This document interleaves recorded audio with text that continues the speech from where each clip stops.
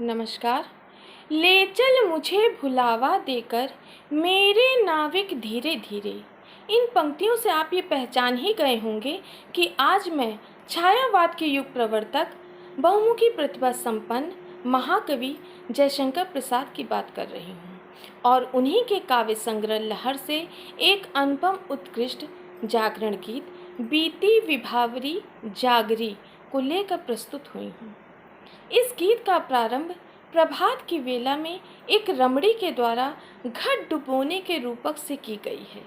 इसमें एक सखी दूसरी सखी को, जो रात भर प्रीतम का इंतजार करते करते विहाग गाते हुए सो गई है, देर रात में सोने के कारण उस सखी की आंख सुबह नहीं खुलती है और उसी को जगाने का प्रयास दूसरी सखी इस गीत में कर रही है। जहाँ इस गीत में सखी अपनी सखी को जगाने का प्रयास कर रही है, वहीं दूसरी ओर यह जागरण गीत उस समय लिखा गया जब देश में अंग्रेजों का शासन था और देश को आज़ाद कराने के लिए संघर्ष चल रहे थे। सामाजिक कार्यकर्ता, राजनीतिक कार्यकर्ताओं के साथ साथ कवि, लेखक और रचनाकार भी अपनी लेखनी के द्वारा लोगों में संघर्ष करने के लिए उन्हें प्रेरित कर रहे थे, जागृत कर रहे थे कि इस तम के अंधकार से आप निकलो, आप आगे बढ़ो, आप प्रेरित हो। यह भावना भी इस गीत में निहित है। तो चलिए गीत की व्याख्या सुनने से पहले इस गीत को एक बार सुन लिया जाए। बीती विभावरी जागरी,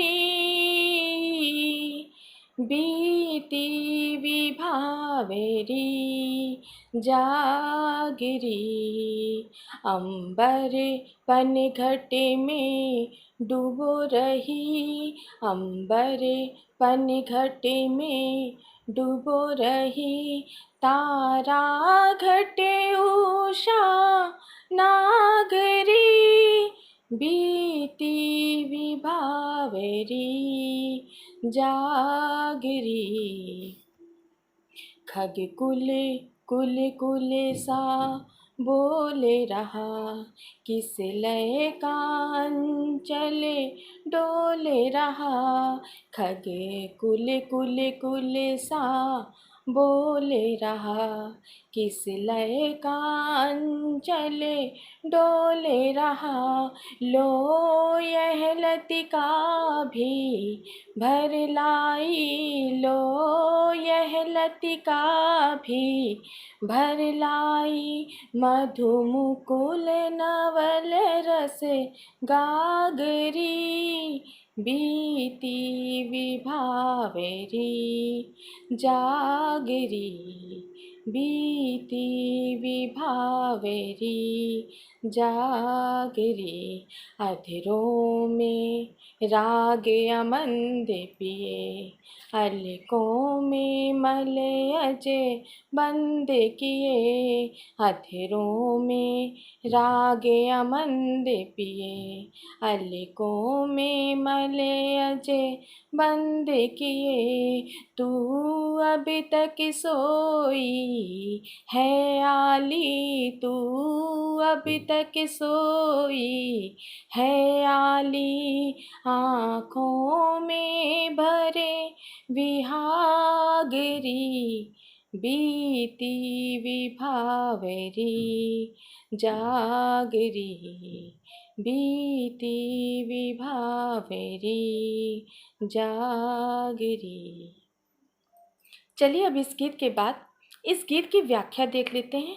बीती विभावरी जागरी, एक सखी अपने सखी को समझा रही है कि हे सखी, विभावरी रात्रि बीत चुकी है, अब जाग जा जागरी, अंबर पनघट में डूबो रही, तारा घट उषा नागरी, अंबर रूपी पनघट में तारा रूपी घड़ों को, उषा रूपी सुबह रूपी चतुर स्त्री, नागरी मीन्स होता है चतुर स्त्री, चतुर स्त्री तारे रूपी घड़ों को डुबो रही है, अर्थात अंधकार दूर हो रहा है और प्रकाश ही प्रकाश हर जगह है, सुबह हो गई है।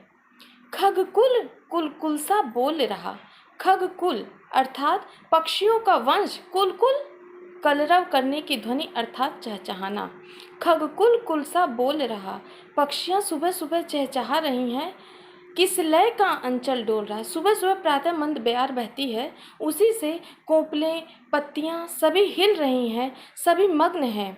लो यह लतिका भी भर लाई, यह लतिका यह लता भी मधु मुकुल नवल रस गागरी। सुबह होने पे नए नए पराग को भरकर यह मुकुल अर्थात अधकिला कली जिसकी संरचना एक कलश के समान होती है, वह जिस प्रकार गगरी पानी को भर लेती है, उसी प्रकार सुबह सुबह यह पराग को भर चुकी है, अर्थात खिलने के लिए अब तैयार है।